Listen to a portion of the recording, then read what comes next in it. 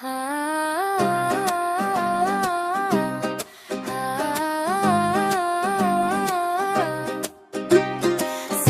açılmasına maşallah, günün çıkmasına maşallah. Her günümüzde zevkümüzü okşayan insanlara maşallah.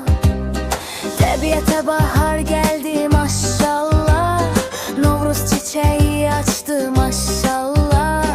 Ruhumuz sevinir güzel gün içinde, ona da maşallah. Yüzündeki gizli tebessüme maşallah, kolundaki Allah sevgisime maşallah ya Allah.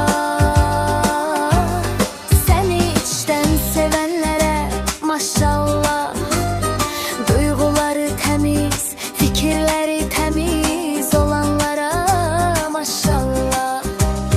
Çiçeklere, böceklere maşallah, kalbimizi öz sevgisi ile düşündürene maşallah. Allah'ın Kur'an'da geçen sadece bir ayı olan Ramazan ayına maşallah. Oruç tutanlara maşallah. Kızlarıma maşallah, üzü nurlu ağıl